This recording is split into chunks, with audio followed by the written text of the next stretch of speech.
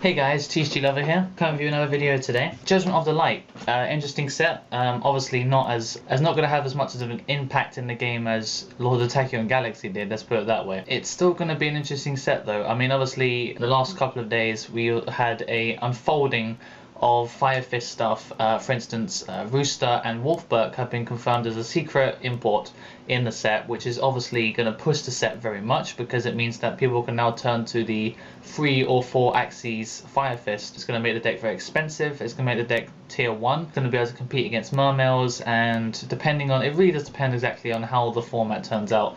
You know, how hard they hit the main decks of this format, so that they can balance, you know, plateau the format so that there's like 5 different decks that can be played.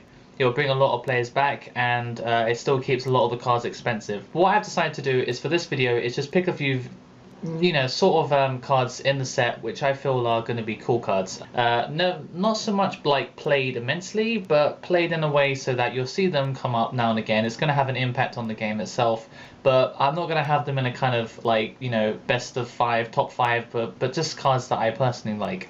So anyway, the first one I want to talk about quickly is the Calibrator. If you have a picture of it here, Thunder level 4 and 1500 attack, and this card gains attack equal to the combined ranks of all Xyz monsters your opponent controls times 300. So let's do some quick math.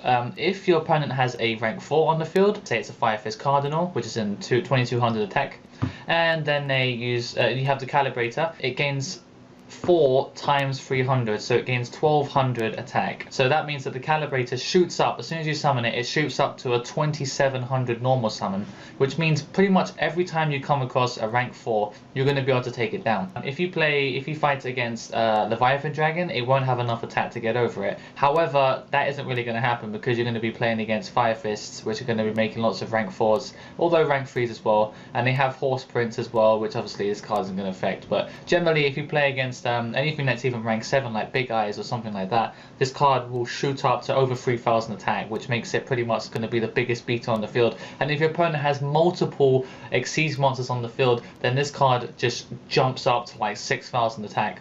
Obviously it can be Veiled and it can be flip face down, it becomes very weak. It doesn't, its 1500 defense can mean you can book it and then it, you know, and obviously it will die, but generally it's a nice little card that you can use. Okay, next one is a card that I'm looking forward to personally. Tillion the Mesmerizing Maneater. MKL40 posted it. He tried to make a mesmerizing gadget deck, and it was pretty cool actually. I think it's how I might end up playing it next round, next format.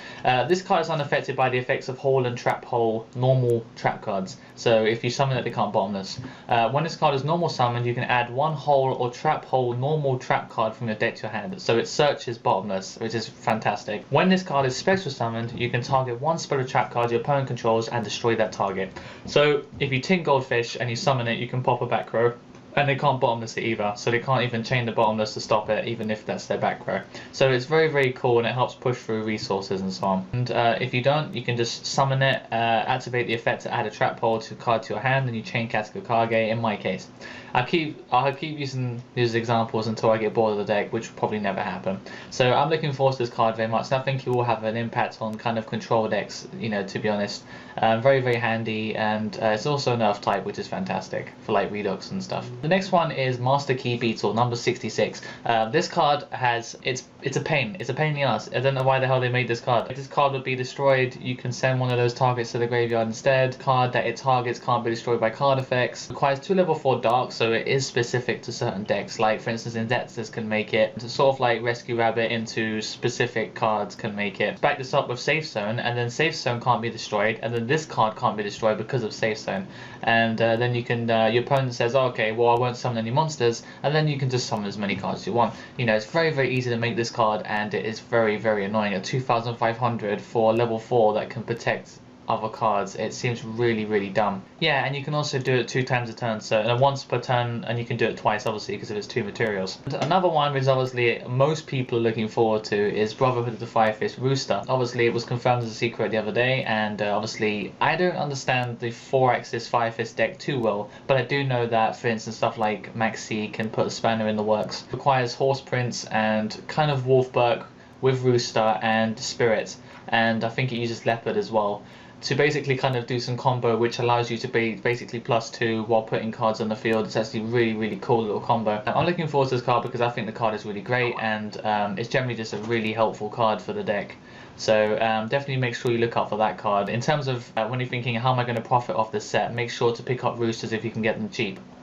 Even more so than Wolfberg, because Wolfberg is good, but this card is even better. And the last card, which is basically just for fun, is Celestial Dragon. Level 11 Dragon Synchro with 3200 attack. There's nothing to scoff at, is it really? One or more non-tuners, so you can just go Debris Dragon, summon Fog King, or summon any level 7 that's really weak, like less than 500 attack, then you can summon this with one card. So must be Synchro Summon. It cannot be Special Summon by other ways. This card's Synchro Summon cannot be negated. When special summon, cards and effect cannot be activated. If this card attacks, it is unaffected by other cards. So you try and summon it, they can't warning. If you try and, once the summon is successful, they can't bottomless, torrential, compulsory.